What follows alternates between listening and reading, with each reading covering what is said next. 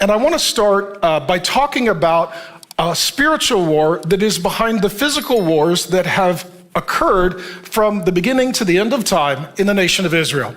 And I want to start in the book of Genesis. And I want to introduce you to something, if you're not familiar with it, that I will call the Hamas spirit. And what we know is that Hamas is both a Palestinian terror organization and a word in the Hebrew scriptures. First, the Hamas spirit first appears in the days of Noah. We're going back 4,000 years into history. And here's what Genesis 6:11 says. Now the earth was corrupt in God's sight. If you think of this in comparison, it tells us in Judges 21:25 that everyone did what was right in their own eyes. And here what it says is that you need to do what's right in God's eyes. And so what was happening here was the same thing that we're seeing in Judges. Everyone was doing what was right in their own eyes. No one was doing what was right in God's eyes. Now the earth was corrupt in God's sight, or God's eyes, and the earth was filled, also an ancient word that can mean possessed, like demon possessed, with violence. The original Hebrew word, Hamas. Hamas. So Hamas is a demonic spirit.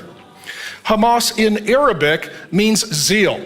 It's a Palestinian acronym for the Islamic resistance movement. Here in the Hebrew, it means violence. Various English translations of this Hebrew word, Hamas, will use the word violence, iniquity, wickedness, cruelty, lawlessness, and rotten to the core. It's evil.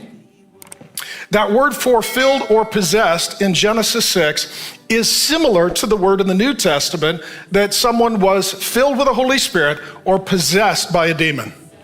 It means that the whole world, all the systems, everyone and everything, politics, education, entertainment, from top to bottom, was all filled, controlled by, possessed by a demonic spirit called Hamas. True or false, in the days in which we live, it feels like our world is filled with Hamas, and that's possessed by Hamas, and that it's governed by this demonic spirit of Hamas.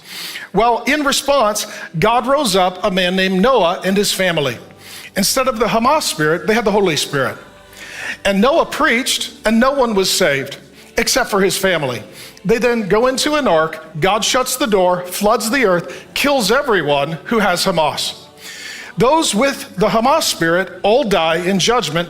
Those with the Holy Spirit live in deliverance. It's a little picture of what Jesus does for us.